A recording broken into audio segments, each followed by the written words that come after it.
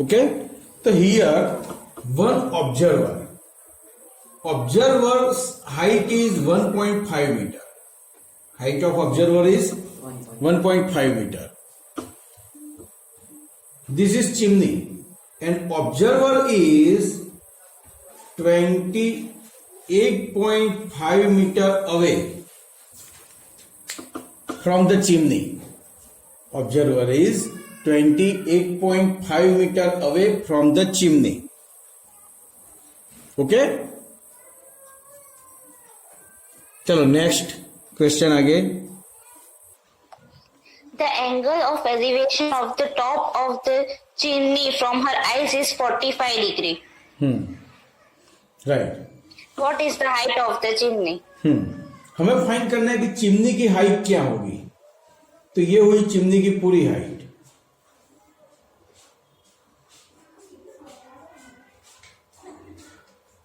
बराबर. ऑब्जर्वर की आइस से angle of elevation of the top of the chimney is 45 degree angle. तो यहां से हम एक हॉरिजॉन्टल लाइन ड्रॉ कर देंगे. ओके, और यहां से एंगल ऑफ एलिवेशन होगा 45 का. क्लियर. सम थोड़ा ट्विस्टेड है बट पूरा देखोगे ना तो कुछ नया नहीं है. तो find the height of the chimney. तो मैं नेम दे देता हूं A B C D E. Okay, देखो AB is equal to height of observer is equal to 1.5 metre. Okay, अब देखो AB एंड DC इक्वल है. AB is equal to DC is equal to also 1.5 metre. तो ये भी 1.5 metre बन गया because this is rectangle. देखो ABCD इज रेक्टेंगल हो जाएगा. तो अपोजिट साइड कैसी होगी? इक्वल. बस इस टाइप के सम में ऐसा करना है क्योंकि यहां पर हमें ट्राइंगल कौन सा लेना है? ADE लेना है. तो अभी देखो ना, तो ADE में एक भी साइड की वैल्यू नहीं है. तो मैंने इस चैप्टर के कंसेप्ट में आपको बताया वैसे कोई एक साइड की वैल्यू तो हमें चाहिए ही. एक साइड तो हमें चाहिए ही चाहिए. अब BC is equal to distance of observer from the chimney.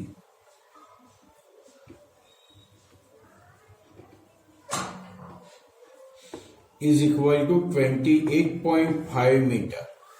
Okay. अब BC is equal to AD. BC is equal to AD is equal to 28.5 meter.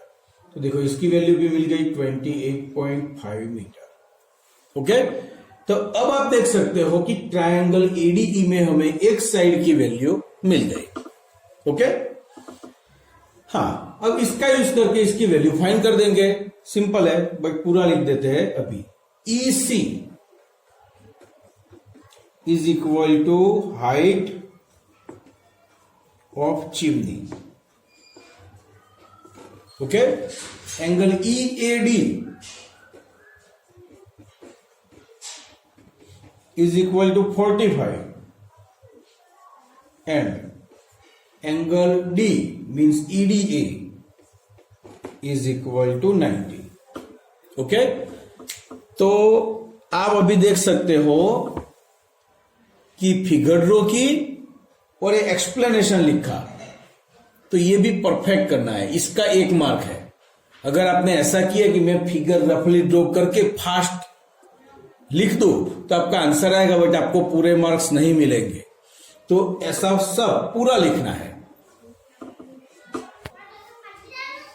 अब in triangle ADE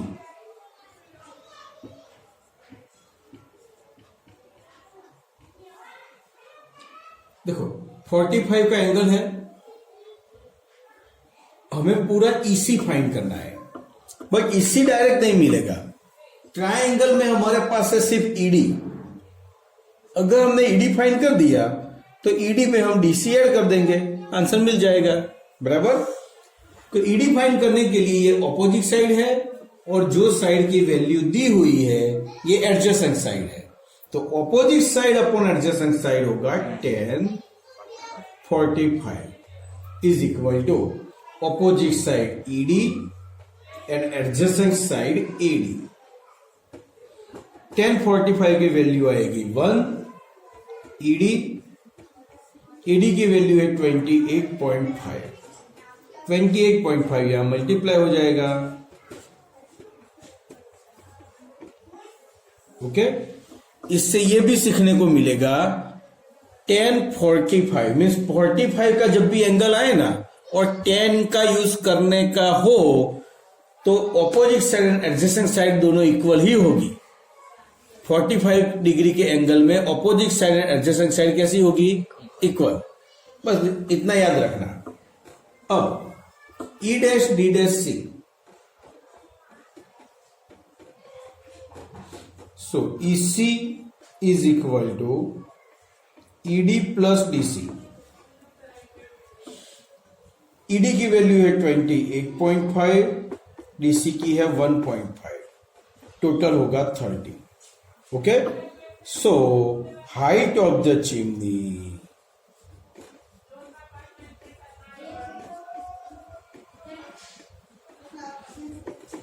is 30 metre.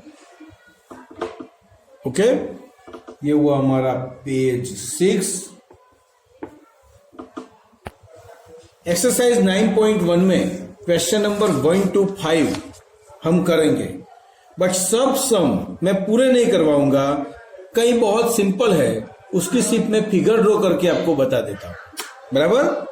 Circus artist is climbing a 20-meter long rope, which is tightly stretched and tied from the top of a vertical pole to the ground. देखो यहां पर क्या है, एक circus का tent है। पहले ground level तो हम करेंगे। अब टेंट पर एक पोल है। ये पोल को सेट रखने के लिए एक रोप ग्राउंड पर यहां पर एक खिले के साथ बांध के रखा है। बराबर।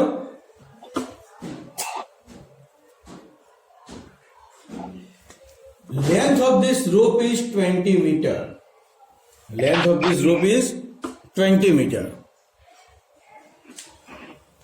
and rope making the angle with ground is 30 degree. Okay, find the height of this pole A, B, C. अब चलो बच्चों, एक्सप्लेनेशन तो आप लिख पाओगे खुद। ये है एक्सरसाइज 9.1 का क्वेश्चन नंबर 1। चलो यहां से हम खुद करेंगे, मुझे यात्री ही बताएगी। यात्री, ये साइड फाइंड करनी है तो ये एंगल के लिए कौन सी साइड हुई? Opposite. और जो वैल्यू दी हुई है वो कौन सी है? Hypotenuse. राइट। तो कौन सा रेशियो लेंगे? Sine. Very good. साइन 30 लेके कर देना। मैं आंसर भी बता देता हूं, आंसर 10 आएगा। ओके, तो ये सम आपको खुद करना है।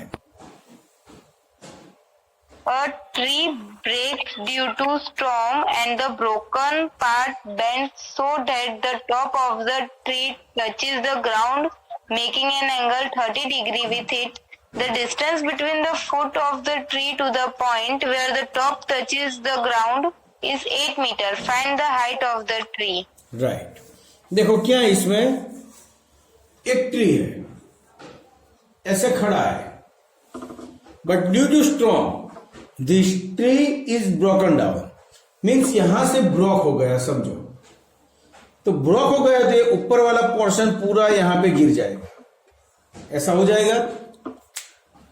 समझो ये A, B, सी डी।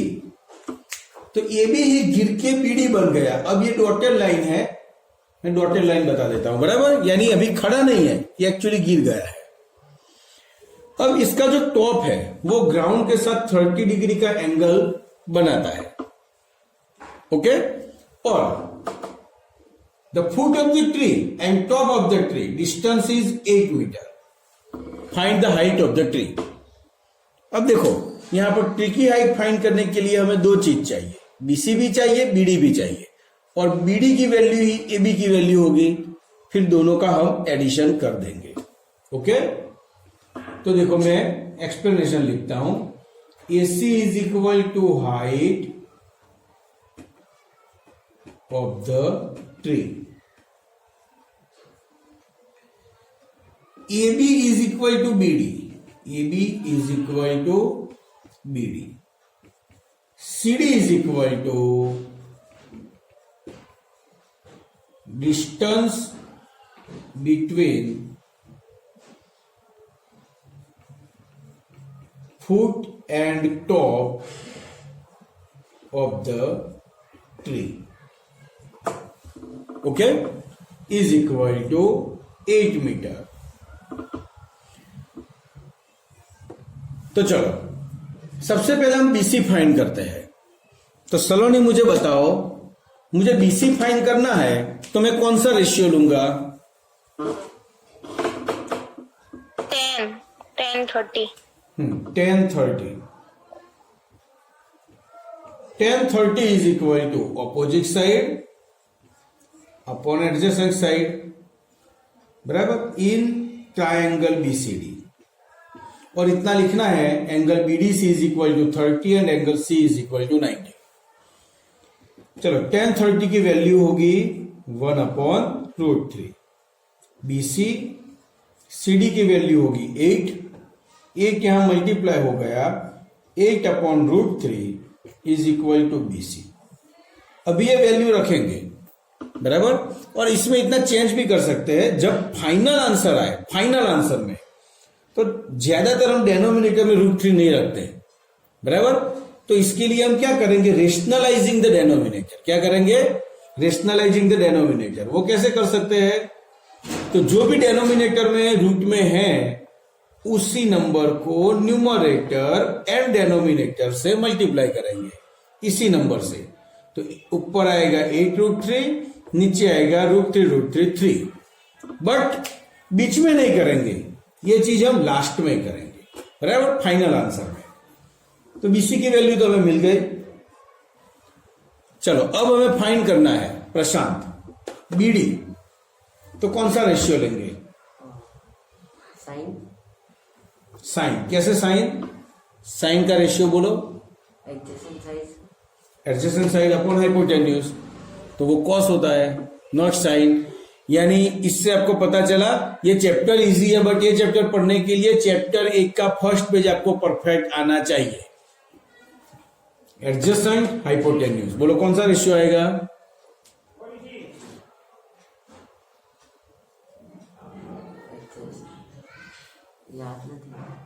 याद नहीं? कॉस। अभी हमारा तो बोले हो, कौन सा आएगा? कॉस।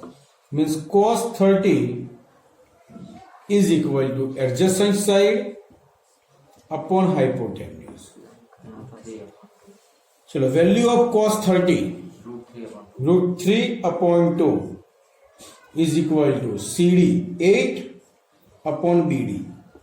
BD यहां मल्टीप्लाई होगा, सो BD इज इक्वल टू 2 यहां पर आ जाएगा, 8 × 2/√3। तो 8 × 2 में डायरेक्ट 16 कर देता हूं। तो BD की वैल्यू मिली 16/√3। तो देखो अब BD की जो वैल्यू मिली वही AB की वैल्यू है, क्योंकि ट्री का यही पोर्शन ब्रेक होके यहां पर आ गया। तो BD is equal to AB is equal to 16/√3। अब A', B', C, so AC is equal to AB plus BC। AC is equal to, AB की वैल्यू है 16 अपॉन √3 प्लस BC की वैल्यू है 8 अपॉन √3। √3 हमारा LCM निकलेगा 16 plus 8,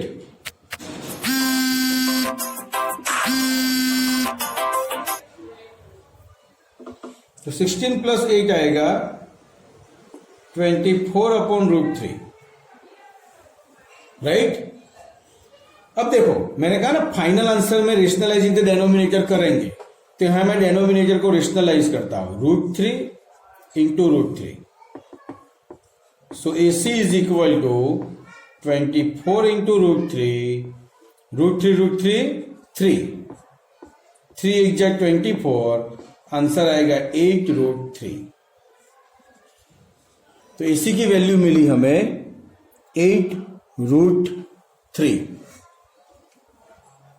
समझा देता हूं, देखो एक कॉन्ट्रैक्टर है, यहां पर 2 स्लाइड लगानी है, एक पार्क में उसको 2 स्लाइड लगानी है, तो क्या करना है, तो छोटे बच्चे हैं ना, उसकी स्लाइड का जो स्लोप हो ना वो कम होना चाहिए। आप समझ सकते हो, सपोज ये ग्राउंड लेवल है, तो छोटे बच्चों के लिए उसने ग्राउंड से थोड़ी ही हाइट, मीन्स 5 साल से कम बच्चों के लिए 1.5 मीटर हाइट पर ऐसी एक स्लाइड लगाई, और ये स्लाइड ग्राउंड के साथ 30 डिग्री का एंगल बनाती है, बराबर, ये 90।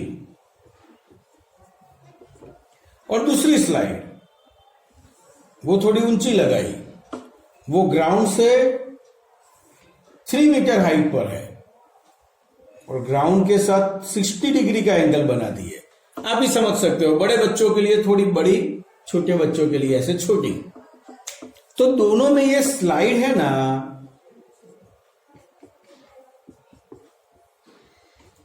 इसकी लेंथ फाइंड करनी है, बराबर। तो चलो पहले मैं उत्कर्ष बताओ, AC फाइंड करना है, कौन सा रेशियो लेंगे, Sin 30. साइन। चलो तिलक बताओ, DF फाइंड करना है, कौन सा रेशियो लेंगे,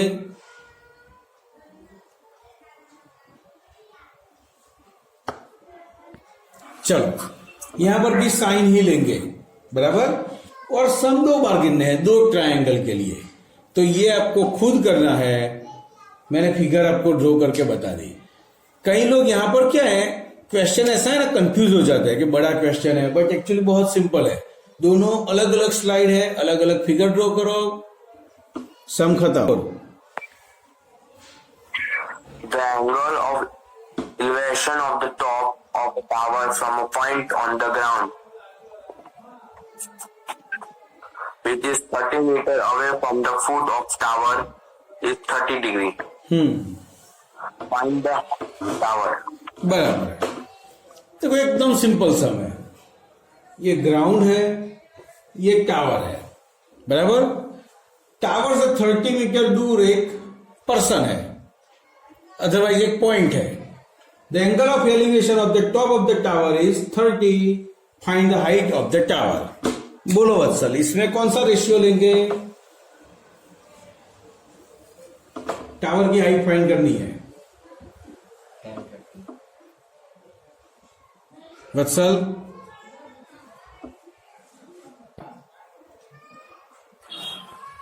Lying at a height of 60 meters above the ground. Bus stop. Kite ground से 60 मीटर ऊपर उड़ रही है, तो हम काइट ड्रॉ नहीं करेंगे, सिर्फ एक पॉइंट लेंगे।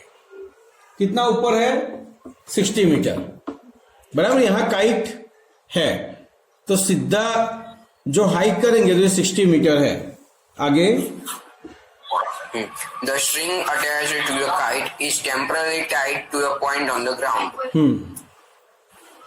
Next, The inclination of the string with the ground is 60 degree. देखो अब जो इंसान ये पतंग को उड़ा रहा है, जो स्ट्रिंग होती है ना, वो स्ट्रिंग टाइट है, ऐसा एज्यूम कर लो। ऐसे पतंग उड़ाओ ना, तो ऐसे स्ट्रिंग टाइट नहीं होती, ऐसे होती है। बट ऐसा मत समझो, स्ट्रिंग टाइट है ऐसा एज्यूम कर लो, और ये स्ट्रिंग ग्राउंड के साथ 60 डिग्री का एंगल बनाएगी, बराबर। Then find the length of the string, find the length of the string.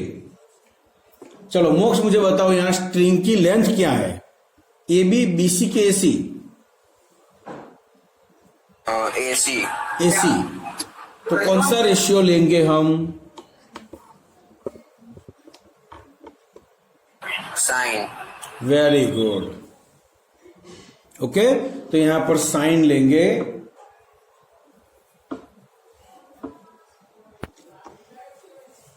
यहां पर चैप्टर 9 हमने कंप्लीट कर दिया, बाकी का ओमिटेड पोर्शन है, तो वो अभी हम नहीं करेंगे। ओके।